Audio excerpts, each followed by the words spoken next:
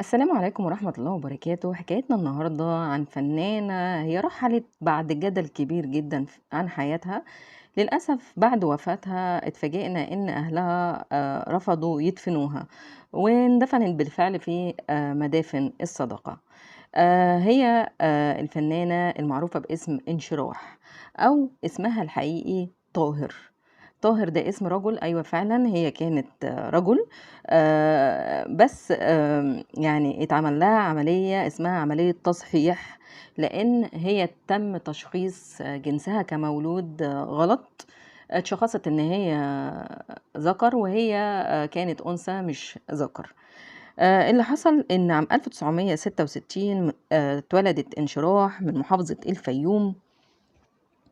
وكانت الطفولة بتاعتها يعني غريبة جدا، ان كانوا كل اهلها ملاحظين ان هي بتميل جدا لملابس البنات، عايزة تطول شعرها. هو طبعا مشخصينه ان هو ولد، وكبر على اساس ان هو ولد. بتحب تلبس ملابس البنات، بتحط ميك اب، تمشي زي البنات، لدرجة ان اهلها كانوا محرجين جدا منها. بتبتدي هي تكبر شوية بشوية، ميولها انثوي جدا، لكن مفيش حد كان حابب اللي هي بتعمله. اتكلمت مع اهلها على ميولها ان هي عايزة تبقى انثى، لان هي حاسة ان هي انثى، وكل مشاعرها وكل احاسيسها ان هي انثى. طبعا هم رفضوا رفض قاطع، ولكن بعد الحاح شديد منها اقنعتهم ان هم يروحوا معاها عند دكتور، واللي هيقول عليه الدكتور هيعملوه. وبالفعل وافقوا ان هم يروحوا معاها عند دكتور، والدكتور كشف عليها، وكانت المفاجأة ان هي من الحالات النادرة جدا اللي فعلا فيها كل الأجهزة الأنثوية، ولكن في عملية بسيطة، هي عملية اللي هتصحح اللي هي فيه. وطبعا أهلها رفضوا بشدة. اتكلمت معاهم بتحاول تقنعهم، إنما هم رافضين رفض تام، وأقنعوها إن هي تفضل على الحال ده في شكل ذكر. مش مشكلة، انت كده ما تتجوزيش، خليكي زي ما انت، بس هتبقى زي ما انت ذكر، انت مش هتجيب لنا العار والفضيحة. رفضوا رفض تام العملية، ولكن هي طبعا كنفسيا وكعضويا هي مش مرتاحة نهائيا. قررت ان هي تسيبهم وتنزل من الفيوم، تستقر في القاهرة وتشوف هتعمل ايه. وبالفعل جمعت كل الفلوس اللي معاها وراحت لأكبر دكتور. وطبعا اللي بيعمل العملية زي دي او بيكتشف حالة زي دي، ده بتبقى حاجة فريدة جدا، فبتبقى حاجة كويسة للدكتور نفسه. فما الدكتور ما صدق ان هو لقى الحالة بتاعتها، لانها نادرة جدا. وطبعا بعد ما تواصلت مع دار الإفتاء والأزهر الشريف، يعني أجازوا إنها فعلا عملية التصحيح دي مفيش أي حاجة حرمانية فيها.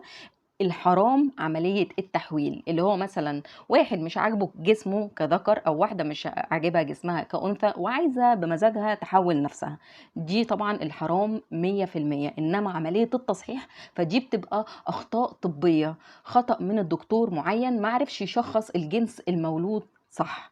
فدي العملية دي بتبقى سليمة. وبعتت لأهلها وقالت لهم إن العملية وافق عليها الأزهر ودار الإفتاء، يعني أنا هعملها لان انا فعلا انثى، ولكن برضو اهلها رفضوا. فبالفعل عملت العملية، والعملية نجحت، وعملية كانت بسيطة جدا لان هي كانت مكتملة الانوثة. يعني كان فاضل لها حاجات بسيطة جدا هتتعمل كتحويل. بعد نجاح العملية قررت ان هي تروح بلدهم عشان تستعطف اهلها وترجع لهم تاني. ولكن طبعا هم استقبلوها استقبال سيء جدا، اهانة لفظية، اهانة جسمانية، وطردوها. مش بس كده، كمان الاطفال اللي حواليهم في البلد يعني عملوها وحش جدا. فقررت ان هي خلاص هتسيبهم وتقطع بقى خالص، وهتنزل القاهرة تشوف حياتها. سمت نفسها حنان الطويل، انضمت لفرقة استعراضية لان كان صوتها قوي جدا وكان حلو جدا. ومش بس كده، دي اتسجلت في النقابة. بقى ابتدت تاخد ادوار صغيرة جدا، ورغم ان ادوارها السينمائية صغيرة جدا، الا انها وشها محفور عندنا كلنا. اعمال قليلة لكن بصمة كبيرة. عملت زي عبودة على الحدود، ومشاهد قليلة لكن كان ليها بصمة في الفيلم. وعملت في فيلم الناظر، وعملت في عسكر في المعسكر. ويمكن عسكر في المعسكر ده اللي ايه حولها لنقطة كوميدية حلوة جدا، وكانت مشهورة طبعا بإفيهات لحد الآن احنا بنستخدمها. ولكن طبعًا عملية التصحيح دي برضه بيبقى في حالة اكتئاب، لإن هي عارفة إن هي مرفوضة من المجتمع عامةً. مش بس كده، ده كمان اتعرف في المكان اللي هي ساكنة فيه إن هي عملت عملية التصحيح، فطبعًا طلّعوا عليها إن هي عملت عملية تحويل، وإن هي كانت راجل وهي بمحض إرادتها عملت كده عشان عايزة تبقى واحدة سِت. الجيران ابتدوا يخافوا على عيالهم منها، ابتدى يبقى في مشاكل، ابتدت تُقف قدّام المشاكل دي، لكن طبعًا لوحدها ومرفوضة رفض تام من المجتمع، فجالها ضغط نفسي لدرجة إنها دخلت مستشفى الأمراض العقلية، بعد مشاحنات وبعد ضغط نفسي كبير، وما فيش حد معاها وما فيش حد واقف جنبها، ومرفوضة من كل الناس. طبعًا في مستشفى الأمراض العقلية يعني العلاج اللي بيستخدموه في حالات كتيرة جدًا وهي الصدمات الكهربائية، ودي طبعًا حاجة مرفوضة لإن بيبقى فيها عذاب للمريض. بتخلّي المريض يبقى في سكون وبيهدى، لكن بيبقى عذاب شديد جدًا.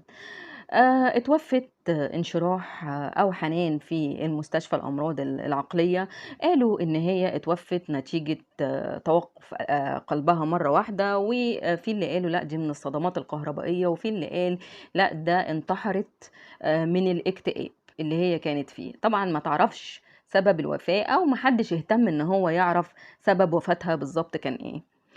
مش ده كمان اللي حصل أو المصيبة الأكبر إنهم يعني الجثمان راح لبلدهم الفيوم، ولكن أهلها رجعوا الجثمان تاني ورفضوا إن هم يدفنوها أو حتى يستقبلوها، وقالوا إحنا ابننا اتوفى من زمان جدا، وإحنا مسلمين لله وراضيين بقضاء الله، ودي إحنا ما نعرفهاش، إحنا كان عندنا ولد ذكر بالنسبة لهم يعني وتوفى، إنما دي إحنا ما نعرفهاش، فطبعًا اندفنت في مقابر الصدقة.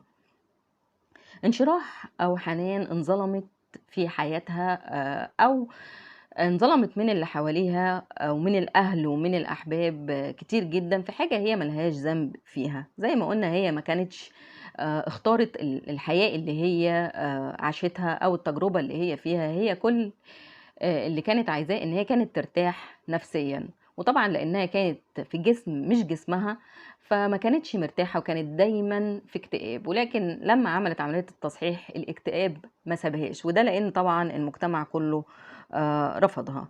أنا حبيت أحكي قصتها النهارده لإن في أقاويل كتير ودايمًا باسمع عنها إن دي الراجل اللي اتحولت لست، دي الراجل اللي اتحولت لست، وما حدش يعرف حكايتها، فهي انظلمت في حياتها ككل. يا ريت تقولوا لي رأيكم، ويا ريت نطلب لها الرحمة والمغفرة. دي كانت حكايتنا النهاردة عن حنان. استنونا إن شاء الله في حكايات تانية كتير، ما تنسوش اللايك والاشتراك، والسلام عليكم ورحمة الله وبركاته.